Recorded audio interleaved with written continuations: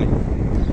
అదే ఏమైంది రావు మొన్న సాగు దొక్కుతున్నావు, ఏమైంది ఇంట్లో గురించి చెప్తున్నావు, ఇంట్లో అంటావు, వాడోడో మోసం చేసిందంటావు, వీడోడో వెనుపోట అంటావు, వారికి సాయం చేద్దాం అంటావు, వీళ్ళకి సాయం చేసిందంటావు, మంచితనం అంటావు. ఏమైంది రావు, ఏం చెప్తున్నావు అసలు, ఎందుకు సాగు కొడుతున్నావు వీడియోస్లో? ఏమేదో నువ్వు దేవుని వీడియోలు చేస్తే అది చూద్దామని సబ్స్క్రైబ్ చేస్తే అది చేస్తలేవు. పోనీ నువ్వు ఇండియాలో లేవు, వేరే కంట్రీకి నువ్వు జాబ్ చేయడానికి, కనీసం ఎక్కడ ఉన్నాయో చూపిస్తాను పెట్టినావు, అది అవుతలేదు. పోనీ అవి అవుతలేవు, ఎప్పుడన్నా ఒకసారి వీలైనప్పుడు చేస్తా అన్నావు. అప్పటి వరకు వ్లాగ్స్, డైలీ వ్లాగ్స్ చేస్తా అన్నావు. నీ చెత్త అంత ఎందుకు పెడుతున్నావు పర్సనల్గా? అదంతా ఎందుకురా అంటే మ్యాటర్ ఏంటంటే, నేను చెప్పాల్సింది ఒకటి ఏంటంటే, నేను పెద్ద ఇంట్రోవర్ట్, డైరెక్ట్గానే కెపాసిటీ నాకు లేకుండే ఒకప్పుడు అంటే ఇక్కడికి రాకముందు, అంతకుముందు వరకు కూడా నా మాట అంటే పడేవాడిని. బట్ ఇక్కడ వచ్చాక నేను బాగా చేంజ్ అయినా. ఇప్పుడన్నా అంటే వెంటనే అనేయాలనిపిస్తుంది ఏదైనా సరే. ఎందుకంటే భరించి నేను ఎట్లా ఉంటానంటే, ఇప్పుడన్నా ఏదైనా చేస్తుంటే అక్కడ అనుంటే ఇట్లనే పోస్టులు పెట్టుడు, వీడియోలు పెట్టుడు అట్లుండే. సో డైరెక్ట్గా అనలేక వాళ్ళని కొన్ని ఇప్పుడు ఇప్పుడు చేసిన వీడియోస్ మా వాళ్ళు అని వాళ్ళని ఏమనలేక, ఒకవేళ అంటే మా డాడీకి ఫీల్ అవుతాడేమో, మా డాడీకి బ్యాడ్ నేమ్ వస్తుందేమో అని నేను ఏమనలేవన్నీ అన్నప్పుడల్లా నాకు చాలా బాధ అనిపించేది.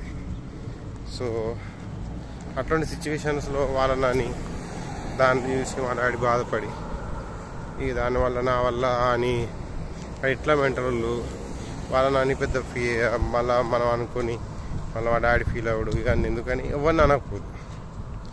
కానీ ఇంత చేసినా కూడా గిట్ల చేసేసరికి నాకు రగిలిపోయింది, మొత్తం గుండె రగిలిపోయింది, మస్తు కోపం వచ్చింది. ఎందుకు ఊకోవాలి? కనీసం చెప్పాలి. కనీసం కొందరు తెలియని వాళ్ళు ఉంటారు.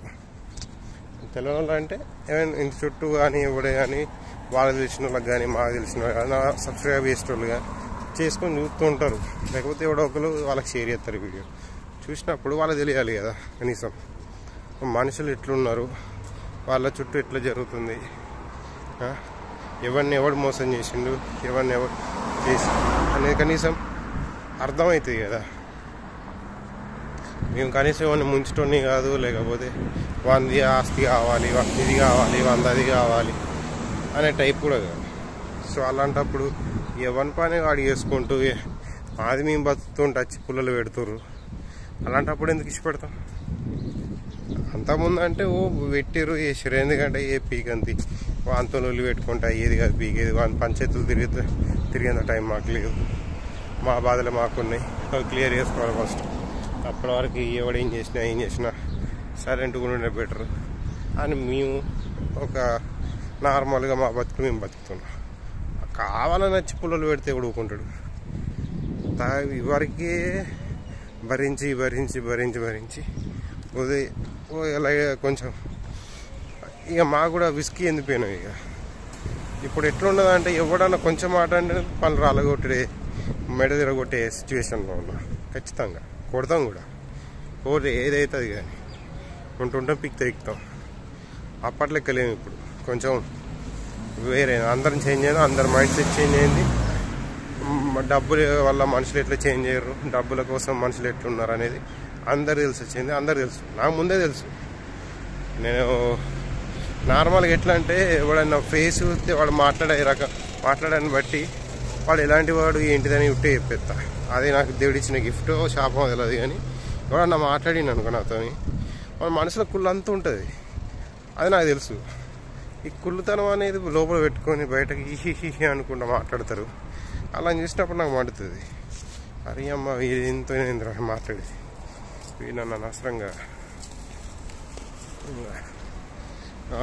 ఇట్లా చేస్తాం.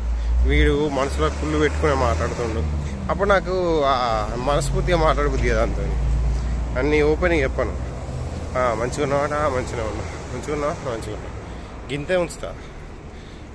వాళ్ళు అట్లా ఉండరు. వాళ్ళకి తెలియదు వీళ్ళు ఎట్లా ఉంటుళ్ళు ఏంది అని.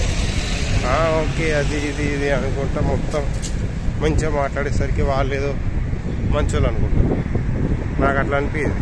ఎవడో ఒక మాట తీరు బట్టి చెప్తా వాడు ఎట్లాంటిది, వాడు ఏం క్యారెక్టర్ ఏంది, వాడి గుణం ఏంది, వాడి మనిషి ఏంది, వాడు ఎట్లుంటాడు అనేది మన మాటలలో అర్థమైపోతుంది. అందుకే ఎవరిని నేను దగ్గర తీసుకోను.